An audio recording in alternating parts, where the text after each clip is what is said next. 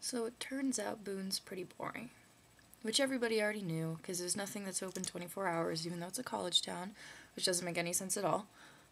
But there's nothing to do in the middle of the night, which is when I'm usually awake, which is really sad. And all my friends are sleeping, which stinks, because they live, like, right near me. But, this apartment's pretty boring, I guess. I just got internet today. That helps a little. But there's really nothing to do in Boone. It's gorgeous. It was gorgeous out the last few days. I don't know why we didn't, like, go hiking or something, but my friends are all bums and don't want to go hiking, or don't have hiking shoes, they said. I don't know. I read a good book by Jodi Picoult recently. I just finished it. It's called 19 Minutes. It's pretty solid. There's nothing new to report, which really stinks because I just moved here. I'm missing everybody back home a lot. Missing good plays and calling shows every night and listening to good music. I had a lot of times just sort of hang out and think. I don't know what about. Thinking about the last year and, like, the friends I've made and how it's weird that I left for 3 months and now, like, the dynamic between the group is totally different. And I'm sure that happens during the year when everyone's together, but you don't really notice it until you get back together. Luke's not around as much, which is really sad, because I really, really, really love Luke. He's a really great guy. And a very good friend. But I haven't seen him as much. He lives across town rather than, like, right down the street, so that's too bad. Who else? Well, Derek lives with me now, so I see him a lot more, which is nice. Morgan and Jason and Blake all live right upstairs, which means I hear everything they ever do, ever. I hear when they walk, and I hear when they pee, and I hear when they sing, when they do all those things a lot, so, let me think. I'm just really bored. I'm really interested in how men are drastically different in the South than they are in the North. They're much more blatant with their comments towards me.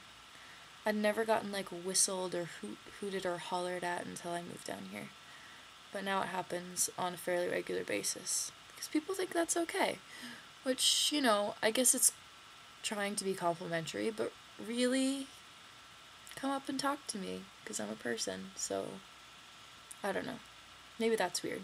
I love, though, some men will, like, say something really nice and, like, follow through and come talk to me, which is really nice. Just people on the street. I met a nice guy named Antoine the other day, walking down the street. We had a nice little conversation and went on our way. And it's really nice. I was in movement class recently. We were talking about how, well, we were just walking around the room, and we were all in our own little world. Then she told us to make eye contact with everybody as soon as we got, like, close enough to them. She said if anyone was close enough to make eye contact with, that we should make direct eye contact with, really look at them. And so I actually had a lot of trouble getting people to make, like, eye contact with me, especially, like, the freshmen and people I didn't know. I knew a lot of people in the class, but when people would really make eye contact with me, it just, like, brightens your whole face. You focus on, like, your interaction with people, which to me is, like, the most exciting thing ever, is, like, interacting with people. I don't know, maybe I'm crazy. But, like, she said, imagine what it would be like if we walked down the street and made eye contact with everyone we saw. And, like, we didn't wonder, like, if they were judging us or any of that stuff. You just looked at someone and, like, appreciated them. Wouldn't that be...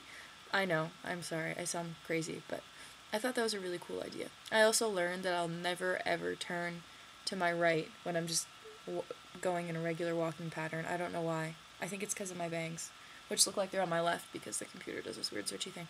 Anyway, I just got a text message from Jacob Hoyle's roommate. His name's Brian.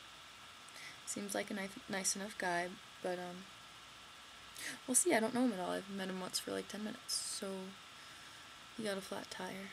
I tried to help, but I'm no good at that stuff. So this morning, I set my alarm for noon. I know that's sad, but I set my alarm for noon because I was supposed to have the internet guy, come between 1 and 3. So I figured I'd get up and go hit the ATM and get money so I could pay him. and then come back and wait. Take a shower, be a person by then. I woke up to a knock on my door at 1:34. I don't know why I didn't wake up at noon, but that's what happened. And I didn't have money for the guy. He was really, really nice, though. And, he hooked up everything outside, and I jumped in my car and went to go to the ATM. And my parking brake on my car was on, which it never is. It was weird. And I tried to drive, and I thought my car was out of gas, which doesn't make sense because it wouldn't have turned on. So I called Jason to see if he'd, drive me to the ATM really, really fast. He didn't answer. And I called Morgan, and he didn't answer. And then I realized my parking brake was on. And so that remedied the problem. And I went to the bank and got him money, and then I had to run to Walmart because he didn't have change, and I needed to get change. And then I drove home, and then I got to know the internet guy a little bit, and he gave me some free cable, which was pretty cool. And that was mostly my entire day. I got internet, and Derek came home because he left for the weekend, and we just hung out, mostly. Went out to dinner with Derek and Blake and Jason, and it was a really, really mind-numbingly boring day. Which is really too bad, because I feel lethargic and gross because of it. I just want to work on shows and do theater, and it stinks that you can't do that here, really. I mean, the shows don't even start for a little while. We had auditions, and that got cast. Lysistrata got cast, but I don't really have much interest in that show at all, and Blowing Rock Stage Company's closing, which stinks, which means I don't get to work on any shows during the year. This is really long and really, really boring. But it's 1:59 a.m. and I'm not tired at all. But I really miss everybody. If anyone watches this, I'm sure I miss you. Because I probably haven't seen you in a while, because no one who's near me would ever want to listen to this. But I love everybody at home.